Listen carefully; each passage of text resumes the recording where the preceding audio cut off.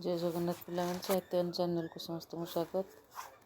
प्रतिभा नायक कवितार मु पूर्व क्लास रे कवि परिचय देते तार पृष्ठभूमि विषय टिके आलोचना भी करते। आज कविताटी आलोचना करवा। यार कवि ज्ञानपीठ पुरस्कार विजेता कवि सच्चिदानंद राउतराय। ये कविताटी हूँ गोटे बास्तवधर्मी कविता, समाजवादी बास्तवधर्मी कविता। बास्तववाद व्यक्ति बदल गोष्ठीर कथा कहे, व्यक्तिगत कारुण्य अपेक्षा गोष्ठीगत कारुण्य को अधिक गुरुत्व दिए। राष्ट्र तथा पीड़ित, निर्यातित, उपेक्षित और प्राकृतिक अधिकार वंचित मनीष मानकर कथा कहानी शुणाए। यह ही है बास्तववाद। 19 शताब्दी मध्यभाग में बास्तववादी साहित्यिक आंदोलन प्रथम आरंभ होता फ्रांस रे। यूरोपर विभिन्न देश और विश्व साहित्य रे यही चिंताधारा आलोड़न सृष्टि कला।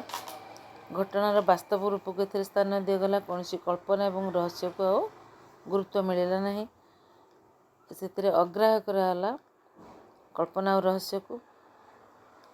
आम जानते पूर्वर जो रचना रोला कविता रचित होता से प्रायतः आदर्शवाद नेतृस्थानीय लोक मान गुरुत्व देउथिला। किंतु माने सामाजिक मूल्यबोधर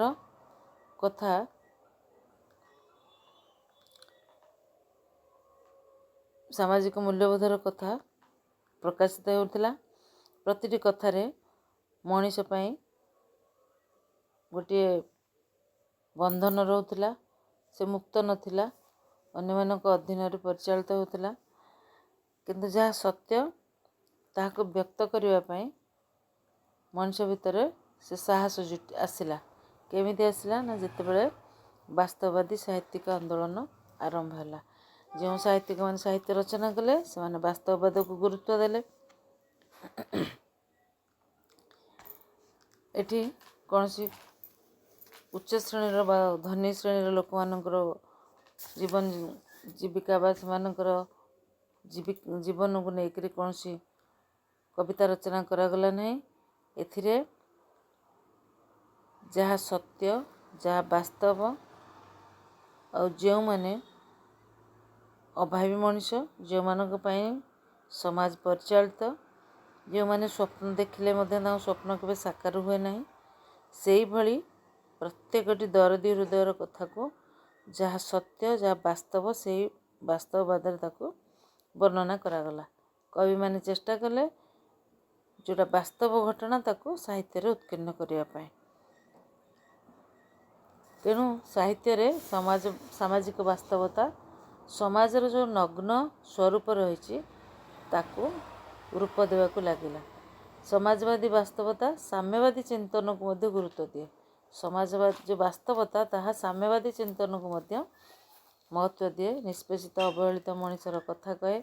समाज रे थिला वाला नथिला वाला गोष्ठीर ऊर्ध्वरे एक साम्यवादी समाज सृष्टि करिवार आशा रखे। तेणु ए दृष्टि देखा गले समाजवादी बास्तवधर्मी कविता भाव में प्रतिभा नायक गोटे यथार्थ कविता। ये कविताटी कवि सच्चिदानंद राउतराय पांडुलिपि कविता संकलन आनीत होती। प्रतिभा नायक कवितार ना। प्रथमे ये कविताटी शंख पत्रिकार पंचम संख्यार प्रकाश पाई। प्रथम वर्ष पंचम संख्यार प्रकाश पाई। इंग्राजी मास अनुजाई ताहा थिला आमर 1945 मसीहा। परवर्ती समय 1947 मसीह ये कविता पांडुलिपि पुस्तक स्थानित है। तापरे से संकलन को जो दुईटी भाग में विभक्त करागला। गोटे है धूसर एवं लोहित। धूसर पर्याय रहा 27टी कविता, लोहित पर्याय रहा आ बाकी कविता। से लोहित पर्यायर 11 नंबर कविताटी होची प्रतिभा नायक कविता। तेणु कविता संकलन समुदाय स्थान पाई केते 70टी कविता। पांडुलिपि ताहार संकलित होता रचना मानक मध्यरु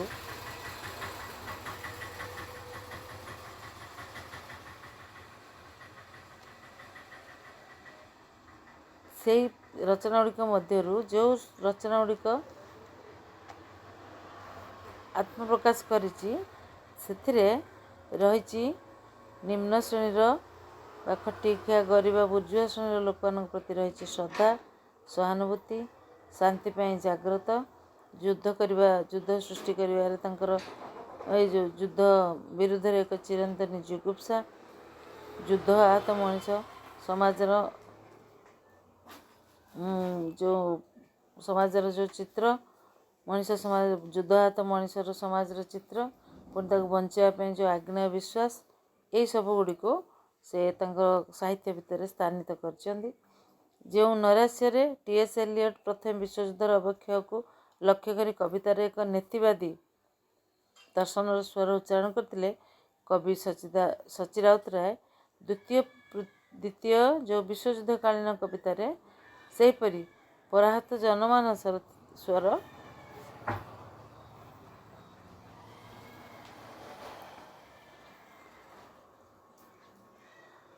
ତା ଭିତରେ ନାହିଁ, ବରଂ ଅତ୍ୟାଚାରୀ ଶୋଷକ ଫାସିଷ୍ଟ ଶକ୍ତି ବିରୁଦ୍ଧରେ ସେ ପୃଥିବୀର ଭୌଗୋଳିକ ଭୂଖଣ୍ଡରୁ ତାଙ୍କର ବଜ୍ର ନିଷ୍ପବାଣୀ ଉତ୍ତୋଳନ କରି ଗୋଟିଏ ପରିଚୟ ସୃଷ୍ଟି କରିଛନ୍ତି। ମଣିଷ ଜୀବନରେ ଏ ଯେଉଁ ପରିବର୍ତ୍ତିତ ପୃଷ୍ଠଭୂମିରେ ତାଙ୍କ କାବ୍ୟ ଆତ୍ମାର ସନନ୍ଦ ତାଙ୍କ କବିତାର କବର ଯେପରି ପ୍ରତିଫଳିତ ହୋଇଛି, ପ୍ରତିମା ନାୟକ ଅବସାଦଗ୍ରସ୍ତ ଧୂଳିଲଗା କାଗଜ ଫୁଲର ଚେହେରାରେ ସେହିପରି ରୂପାନ୍ୱିତ ହୋଇଛି। ଏହି ପୃଷ୍ଠଭୂମିକୁ ଆଧାର କରି ପ୍ରତିମା ନାୟକ କବିତାଟି କବି ରଚନା କରିଛନ୍ତି। ଓଡ଼ିଆ ସାହିତ୍ୟକୁ ଯେତେବେଳେ ଆଧୁନିକତା ପ୍ରବେଶ କଲା, ସେତେବେଳକୁ ୟୁରୋପୀୟ ସମାଜ ସଂସ୍କୃତି ଏବଂ ସାହିତ୍ୟରେ ଗୋଟେ ଉତ୍କଣ୍ଠା ଦେଖାଯାଇଥିଲା। ଊନବିଂଶ ଶତାବ୍ଦୀର ଦ୍ୱିତୀୟାର୍ଦ୍ଧରେ ଡାରୱିନ୍ଙ୍କର ଯେଉଁ ବିବର୍ତ୍ତନବାଦ, କାର୍ଲମାର୍କ୍ସଙ୍କର ସାମ୍ୟବାଦ, ଫ୍ରଏଡ୍ଙ୍କର ମନସ୍ତତ୍ତ୍ୱ, ଏହା ୟୁରୋପୀୟ ଚିନ୍ତା ଚେତନାକୁ ଦୋହଲାଇ ଦେଇଥିଲା। ସମଗ୍ର ବିଶ୍ୱର ପରିବର୍ତ୍ତନ ଧାରା ଯାହା ସଂଗଠିତ ହେଲା, ତାହା ସାହିତ୍ୟ ମଧ୍ୟରେ ଦେଖିବାକୁ ମିଳିଲା। ରାଧାନାଥଙ୍କ ଠାରୁ ଆରମ୍ଭ କରି ସତ୍ୟବାଦୀ ଯୁଗ ପର୍ଯ୍ୟନ୍ତ ଆଧୁନିକତାର ପ୍ରଥମ ପର୍ଯ୍ୟାୟରେ ବିଦେଶୀ କଥାବସ୍ତୁ, ବିଦେଶୀ ସାହିତ୍ୟର ଅନୁବାଦ କାର୍ଯ୍ୟ ଯେଉଁ ଆରମ୍ଭ ହୋଇଥିଲା, ତାହା ସାହିତ୍ୟକୁ ପ୍ରଭାବିତ କଲା। ଧୀରେ ଧୀରେ ସତ୍ୟବାଦୀ ଯୁଗ କାଳଖଣ୍ଡରେ ଆରମ୍ଭ ହୋଇଥିଲା ବିଶ୍ୱଯୁଦ୍ଧ। 1914 ମସିହା ସାହିତ୍ୟକୁ ଏହା ପ୍ରଭାବିତ କରିଥିଲା। ସତ୍ୟବାଦୀ ଯୁଗ ପରେ ଯେଉଁ 1914 ମସିହା ଜୁଲାଇ 28 ତାରିଖରୁ ଆରମ୍ଭ ହୋଇଥିବା ଯୁଦ୍ଧ ପରିସମାପ୍ତି ହେଲା 1918ରେ ନଭେମ୍ବର 11 ତାରିଖରେ। କିନ୍ତୁ ଏହାର ପ୍ରତ୍ୟକ୍ଷ ପ୍ରଭାବ ପଡ଼ିନଥିଲା ସତ୍ୟବାଦୀ ସାହିତ୍ୟ ପରେ, କାରଣ ଭାରତବର୍ଷର ମୁକ୍ତି ସଂଗ୍ରାମକୁ ସେତେବେଳେ ଅଧିକ ସଂଗଠିତ କରିବା ପ୍ରୟାସରେ ସତ୍ୟବାଦୀ ଗୋଷ୍ଠୀ ବ୍ରତୀ ଥିଲେ। ତେଣୁ ଦେଶପ୍ରେମ ଓ ଜାତିପ୍ରେମର ପ୍ରତିଫଳନ ସେମାନଙ୍କ ସାହିତ୍ୟରେ ଦେଖିବାକୁ ମିଳିଥିଲା। ଏ ଯେଉଁ ପ୍ରଥମ ବିଶ୍ୱଯୁଦ୍ଧ ଘଟିଥିଲା, ସେଥିରେ ପୃଥିବୀବାସୀଙ୍କ ମନରେ ଦେଇଥିଲା ଅଜସ୍ର ଯନ୍ତ୍ରଣା। ପ୍ରତ୍ୟକ୍ଷ ପ୍ରଭାବ ଓଡ଼ିଆ ସାହିତ୍ୟରେ ନ ପଡ଼ିବାର ଅନ୍ୟତମ କାରଣ ଥିଲା, ସେତେବେଳେ ଯେଉଁ ସାହିତ୍ୟ ସାଧକ ଥିଲେ, ସେମାନେ ପ୍ରତ୍ୟକ୍ଷ ରାଜନୀତି ସହିତ ସଂଶ୍ଳିଷ୍ଟ ହୋଇଥିଲେ। ଯେଉଁ କାରଣରୁ କି ସେମାନେ ରାଜ୍ୟର ରାଜନୀତି ବା ସେତେବେଳେ ଯେଉଁ ସ୍ୱାଧୀନତା ସଂଗ୍ରାମର ଚାଲିଥିଲା, ଗୋଟେ ପ୍ରବାହ ଚାଲିଥିଲା, ସେଥିରେ ସେମାନେ ତାଙ୍କ ସାହିତ୍ୟରେ ଦେଶପ୍ରେମ ଏବଂ ଜାତିପ୍ରେମକୁ ବିଶେଷ ଭାବରେ ଗୁରୁତ୍ୱ ଦେଇଥିଲେ। ଫଳସ୍ୱରୂପ ୟୁରୋପୀୟ ସାହିତ୍ୟରେ ଯେଉଁ ମାର୍କ୍ସବାଦୀ ଚିନ୍ତାଧାରାର ପ୍ରୟୋଗ ହୋଇଥିଲା, ତାର ପ୍ରଭାବ ଓଡ଼ିଆ ସାହିତ୍ୟରେ ଏତେ ପଡ଼ିନଥିଲା। କ୍ଷତବିକ୍ଷତ ପୃଥିବୀର ଯେଉଁ ନିରାଶ ହୋଇ କିଛି ସୁଖ ସ୍ୱପ୍ନ ସାଉଁଟିବା ଉଦ୍ଦେଶ୍ୟରେ ଏହି ସମୟରେ ତରୁଣ ଓଡ଼ିଆ କବିର ସ୍ୱପ୍ନ ରହିଲା। ସେ ସ୍ୱପ୍ନ ଲୋକ ସନ୍ଧାନ କରିବାକୁ ଆରମ୍ଭ କଲା। ସେଇଠୁ ସବୁଜ ଯୁଗ ଆରମ୍ଭ ହେଲା। ଯେତେବେଳେ ସବୁଜ ଯୁଗର ସେଇ ସବୁଜିମା ଭରା ଯେଉଁ ସ୍ୱପ୍ନ ଲୋକର ମୋହଭଙ୍ଗ ହେଲା, ସେହି ସମୟରେ ବାସ୍ତବ ଜଗତକୁ ସେମାନେ ପ୍ରବେଶ କରିବାକୁ ଆରମ୍ଭ କଲେ। ପରିରାଜ୍ୟକୁ ଯେଉଁ ପଳାୟନ କରିଥିବାରୁ ସେମାନେ ପଳାୟନପନ୍ଥୀ ମଧ୍ୟ କୁହାଯାଉଥିଲା। କିନ୍ତୁ 1935 ମସିହା ବେଳକୁ ମାଟିର ମୋହ ଏବଂ ସାମାଜିକ ବାସ୍ତବତାକୁ ଗୁରୁତ୍ୱ ଦେଇ ସାମ୍ୟବାଦର ସ୍ୱର ଝଙ୍କୃତ ହେଲା ଏବଂ ଏହାର ନେତୃତ୍ୱ ନେଇଥିଲେ ଭଗବତୀ ଚରଣ ପାଣିଗ୍ରାହୀ ଏବଂ ଏହି ସାମ୍ୟବାଦୀ ଚିନ୍ତାଧାରାକୁ ସେ ସାହିତ୍ୟରେ ସଫଳ ଭାବରେ ରୂପାୟିତ କରିଥିଲେ। ଆଉ ସେଇ ଯେଉଁ ସାହିତ୍ୟରେ ସେ ସ୍ଥାନ ଦେଲେ, ତାହାକୁ ଆଉ କିଛି ପାଦ ଆଗେଇ ନେଇକି ଓଡ଼ିଆ ସାହିତ୍ୟରେ ବଳିଷ୍ଠ ରୂପ ପ୍ରଦାନ କଲେ कवि सच्चिदानंद राउतराय। कारण एथिरे से दर्शाई देवाक चाहिए जे समाज रे बास करुवा सर्वहारा मनुष्यर अधिकार पाई साम्यवादी संग्राम करने निहाती जरूरी एवं कवि मध्य से संग्राम जारी रखिथिला सेतेबेले से समय आरंभ होता द्वितीय विश्वयुद्ध 1939 मसीहा सेप्टेम्बर 1 आरंभ होकर भयावह युद्धर अवसान घटला 1945 मसीहा सेप्टेम्बर 2 तारिख में। तेबे युद्धर घनघटा भितर छारखार हो जाता जापान हिरोशिमा नागासाकी सहर दुईटी फल कौन युद्धोत्तर पृथ्वी रे हताशा निराशा अविश्वास व्यर्थता मृत्युभय युद्ध यही सबू जिनस सामाजिक जीवन को व्यतिव्यस्त कर पकाई 1943 मसीहार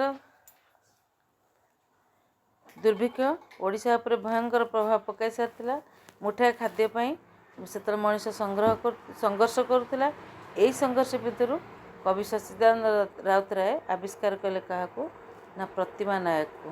प्रतिमा नायक केवल गोटे व्यक्तिर ना नुहे अगणित प्रतिमा नायकों से गोटे प्रतिनिधि स्थानीय चरित्र जे मान मनरू एवं जीवनरू युद्ध सकल स्वाभाविक संभावना को लुंठन कर नहीं तार तनुर तनिमार स्वप्नर ढेउ आउ नथिला सेठी थिला युद्ध विपद खाकी हस ता नारीत्वर समस्त कोमलता नष्ट हो जाता एवं मातृत्वर जो सहज सरल वास्तवता समयर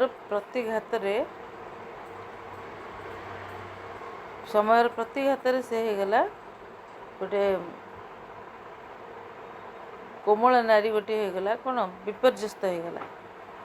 युद्ध परवर्ती समय ये जो रूप पृथ्वी से आलोचना कले कवि का आलोचना कले क्या नहीं ना प्रतिमा नायक को मुख्य करके कविताटी को माने आलोचना कर तेणु कवितार नायिका हूँ किए ना प्रतिमा नायक से आधुनिक शिक्षिता नारी यदि रीतियोग्य नायक मान सौंदर्य से सौंदर्य नायिका मान भली से सौंदर्यमय नुहे बा राधानाथ काव्य नायिका भली से रूपसी तरणी नुहे किंबा मायाधर मानसिंह नायिका भली से पूजारिणी नुहे से हूँ युद्धक्रांत पृथ्वी रे बंचापी अहरह संघर्ष कर गोटे नारी एक निम्न मध्यवित्त परिवार जन्म नहीं स्वाधीनता परवर्ती समय युद्धर परवर्ती समय जन्म नहीं नारीटी विश्वयुद्ध और दुर्भिक्ष जो जो अगणित परिवार देखा करुण कहानी ताहाकु नेकरी कवि ए कविताटी रचना करछन्ती। एथिरे मुख्यतः से देखै देबाकु चाहिछन्ती जे जीवनर प्रतिटी संभावना केमती तार धूलिसात हो जाए द्वितीय विश्वयुद्धर परिसमाप्ति यही समय प्रवेश कर शिल्प सभ्यता जी मार सर्वनिम्न आवश्यकता जोगाड़ करने संग्राम जारी रखी निम्न मध्यवित्त मनीष। कवि राउतराय समाजवादी वास्तवतार निष्ठुर रूप को उपलब्धि कर दर्शाई कविता माध्यम साधारणतः परिपूर्ण जीवन रे सबुबले मनीष चंद्र एवं चंद्र किरणर मादकता को अनुभव करे किंतु अवसाद समय से जह्न कण ये पलटि जाए आकाशर गोटे फिका जह्न भली। कल कारखाना चिमेन्ट धुआं आउ डाक गाड़ी गला बेले जो धुआं बाहर से शब्द को से जो धुआं बाहर से रचना को से प्रसंग को से अति सुंदर भाव वर्णना करके दर्शाई देवाक चाहते शिल्प सभ्यता जो से मैंने पृथ्वी को कौन कर अग्रसर होगापी चेष्टा कले से अग्रसर होगा दौना नाना प्रकार असुविधा सृष्टि होची। आउ कौन होता ना प्रतिमा नायक से बंचा पाठ पढ़ुला MA दर्शन विभाग पाठ पढ़ुला दर्शन शास्त्र से स्नातकोत्तर गोटे छात्री स्वप्न से देखी अସୁमारी स्वप्न एटी कविंर सहपाठी ने होती प्रतिमा नायक ଦ୍ୱିତୀୟ ବିଶ୍ୱଯୁଦ୍ଧ ପରେ ଯେତେବେଳେ 1943 ମସିହାରେ ଆସିଗଲା ଦୁର୍ଭିକ୍ଷ ମହାମାରୀ, ପ୍ରତିଭା ନାୟକର ସ୍ୱପ୍ନ ଏବଂ ସମ୍ଭାବନାକୁ ଏହି ଦୁର୍ଭିକ୍ଷ ସମ୍ପୂର୍ଣ୍ଣ ରୂପେ ଛଡ଼ାଇ ନେଲା। ପିତାଙ୍କ ମୃତ୍ୟୁ ପରେ ଆର୍ଥିକ ସମସ୍ୟାକୁ ଦୂର କରିବା ପାଇଁ ସେ ସ୍ନାତକୋତ୍ତର ଡିଗ୍ରୀ ହାସଲ କରିବା ପୂର୍ବରୁ ପାଠରୁ ସେ ବିଦାୟ ନେଲା।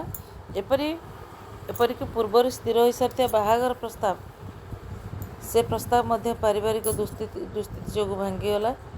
ପ୍ରତିଭା ନାୟକ ମନରୁ ମଉଳିଗଲା ତରୁଣ ମନର ସ୍ୱପ୍ନ ମାଟିରେ ମିଶିଗଲା। ଆଉ ସେ ସ୍ୱପ୍ନ ଦେଖିଲା ନାହିଁ। ସେ ଜୀବନ ଯିବା ପାଇଁ ସଂଗ୍ରାମ କରିବାକୁ ଆରମ୍ଭ କଲା। ଗୋଟିଏ ଦର୍ଶନ ଶାସ୍ତ୍ରରେ MA କରୁଥିବା ଗୋଟିଏ ତରୁଣୀ ପାଲଟିଗଲା ଯୋଗାଣ ବିଭାଗର ସାଧାରଣ କର୍ମଚାରୀ। ପରିଧାନ କରିବାକୁ ତାକୁ ପଡ଼ିଲା ସେଥିପାଇଁ ଖାକିର ପୋଷାକ। ଜୀବନର ଗ୍ଲାନି, ବ୍ୟର୍ଥତା ଏବଂ ଅବସାଦ ଭିତରେ ତା ମୁଖମଣ୍ଡଳରେ ଯେଉଁ ସତେଜତା ଥିଲା, ଯେଉଁ କୋମଳତା ଥିଲା, ତାହା ଶୁଷ୍କ ହୋଇଗଲା। ଦୁଷ୍ଟ ବ୍ରଣର ଆକ୍ରାନ୍ତରେ ମଉଳିଗଲା ତା'ର ସୌନ୍ଦର୍ଯ୍ୟ। ପରିପୁଷ୍ଟ ଶରୀର ପାଲଟି ଯାଇଥିଲା ରୋଗଜୀର୍ଣ୍ଣ। ଶାରୀରିକ ଭୂଗୋଳରେ ନଥିଲା ଭାବନାର ତରଙ୍ଗ ବା ସ୍ୱପ୍ନ। ବରଂ ମନେ ହେଉଥିଲା ପ୍ରତିଭା ନାୟକ ପାଲଟି ଯାଇଛି ଗୋଟେ କାଗଜ ଫୁଲ। ଜୀବନ ଯନ୍ତ୍ରଣାର ଅବସାଦ ବୟସ୍କ କରି ଦେଇଛି ତାକୁ ଶୁଷ୍କ ମରୁତୁଲ୍ୟ।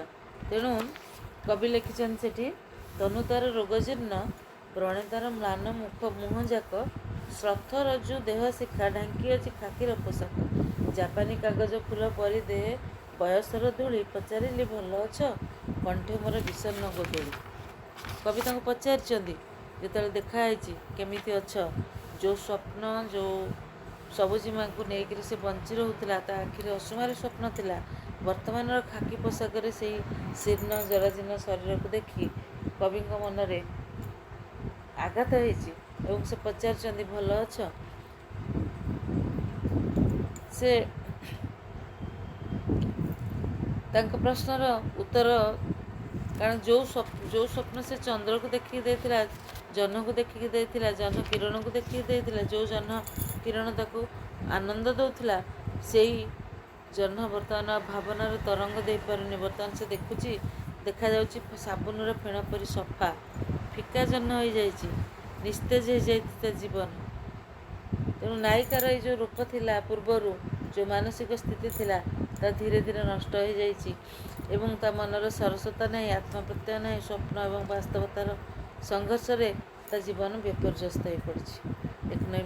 ଏଇ ନିମ୍ନ ମଧ୍ୟବିତ୍ତ ପରିବାରରେ ଜନ୍ମ ନେଇଥିବା ଏହି ଝିଅଟି ଦୁଃଖରେ ଭାଙ୍ଗି ପଡ଼ିଛି। କାରଣ କୌଣସି ମତେ ଜୀବନ ବଞ୍ଚିବା ହେଉଛି ତା'ର ମାନବର ପରମ ଧର୍ମ।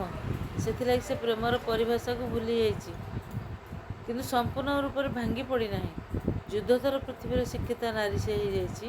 ତାକୁ ହିଁ ପୁଞ୍ଜି କରି ବାହାରି ଯାଇଛି, ତାକୁ ହିଁ ଯୋଗାଡ଼ କରିବାକୁ ପଡ଼ିଛି ପେଟକୁ ମୁଠାଏ ଦାନା। ଶେଷରେ ସେ ଯୋଗାଣ ବିଭାଗର ଗୋଟେ କର୍ମଚାରୀ ପାଲଟି ଯାଇଛି। ପିନ୍ଧିଛି ଖାକି ପୋଷାକ। ସେ ପୋଷାକରେ ନାହିଁ ସୁବାସ, ତା ପାଖରେ ନାହିଁ ସାହସ ଏବଂ ଆଉ କିଛି ନୂଆ କରିବାର ରାସ୍ତା। ବାସ୍ତବରେ এই କବିତାଟି ଏକ ଲୁହଭିଜା ନାୟିକାର କବିତା। କବିତାର ଶେଷ ପର୍ଯ୍ୟାୟରେ ପ୍ରତି କବିଙ୍କର ଦୃଷ୍ଟିଭଙ୍ଗୀ ତାତ୍ପର୍ଯ୍ୟପୂର୍ଣ୍ଣ ହୋଇଯାଇଛି। ପ୍ରତିମାର ମୁହଁରେ କୃତ୍ରିମ ହସର ଧାର ଏବଂ ସ୍ୱପ୍ନଠାରୁ ବହୁ ଦୂରରେ ତା'ର ଓଠରେ ଯେଉଁ ଭାଷା ଥିଲା, ତାହା ତାଙ୍କୁ ଦୁଃଖ ଦେଇଛି। ଆଖିରେ ସୁଖଦ ସେ ଅନୁଭବ କରିନାହାନ୍ତି। ଥିଲା ଦୁଃଖରେ, ମାନେ ତା ଯେଉଁ ଦୁଃଖ ଅଛି, ସେ ଦୁଃଖରେ ଲହଡ଼ି ଭାଙ୍ଗୁଛି ତା'ର ଉଦାସୀନତା। ଖାକିର ହସ, ରାତିର ଇସାରା ପରି ସେମାନଙ୍କ ଶବ୍ଦମାନଙ୍କର ମଧ୍ୟ ଏଇ ଯେଉଁ ବିଷୟ ଶବ୍ଦମାନେ ଏଇ ବିଷୟକୁ ଉପସ୍ଥାପନ କରିଛନ୍ତି। ଦ୍ରୁତ ବର୍ଣ୍ଣ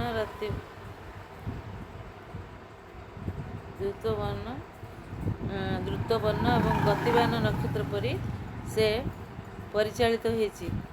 ପ୍ରତିମା ପିନ୍ଧି ଯାଇଛି ଶେଷରେ ଖାକିର ପୋଷାକ। ତା ଭିତରେ ବଞ୍ଚିବାର କୌଣସି ସ୍ପୃହା, କୌଣସି ଆଗ୍ରହ ତା ଭିତରେ ଦେଖିବାକୁ ନାହିଁ। ସେ ଯନ୍ତ୍ରବତ୍ ଯେତିକି ଦାୟିତ୍ୱ ସେ କାର୍ଯ୍ୟକୁ ତୁଳନା କରିବା ପାଇଁ, ସେ କାର୍ଯ୍ୟକୁ କରିବା ପାଇଁ ସେ ଚେଷ୍ଟା କରିଛି। ତେବେ ଏଇ ଯେଉଁ ପ୍ରତିଭା ନାୟକର କାହାଣୀଟି 19 ଶତାବ୍ଦୀର ଏଠି ଗୋଟେ ସୁନ୍ଦର ସର୍ଜନା କବି ସଚ୍ଚିଦାନନ୍ଦ ରାଉତରାୟଙ୍କ ଏବଂ ଏଠି ପ୍ରତିଭା ନାୟକ ହେଉଛି ଯେତେ ସବୁ ସେ ଅଛନ୍ତି ମହିଳା ସେହି ସମୟରେ ଯେଉଁମାନେ ସମୟ ଅତିବାହିତ କରୁଥିଲେ ସେମାନଙ୍କର ଗୋଟେ ପ୍ରତିନିଧି ସ୍ଥାନୀୟ ଚରିତ୍ର। କେବଳ ପ୍ରତିଭା ନାୟକ ବିଷୟରେ ପଢ଼ିଲେ ପ୍ରତିଭା ନାୟକ କଥା ଆମେ ଜାଣିବାନି। ତତ୍କାଳୀନ ସମୟରେ ସମାଜରେ ସୃଷ୍ଟି ହୋଇଥିବା ଯେଉଁ ପରିସ୍ଥିତି ସେହି ପରିସ୍ଥିତିର ଚିତ୍ର ଏଥିରେ ସେ ଦେଖେଇଛନ୍ତି। ଆଉ ପ୍ରତିଭା ନାୟକ ଯେଉଁ କାହାଣୀଟି ଏଥିରେ କବିତା ମାଧ୍ୟମରେ ଆମେ ପାଇଲେ ସେଇ କାହାଣୀଟି ଯିଏ ମନେ ରଖିପାରିବ ସହଜରେ ପ୍ରଶ୍ନ ଏବଂ ଉତ୍ତର କରିପାରିବ। ପିଲାମାନେ ସେ ଟପିକ୍ଟି ଏତିକି ସରିଲା। ଚ୍ୟାନେଲକୁ ସବସ୍କ୍ରାଇବ୍ କରିବ, ସେୟାର କରିବ। ଅଧିକରୁ ଅଧିକ ଧନ୍ୟବାଦ।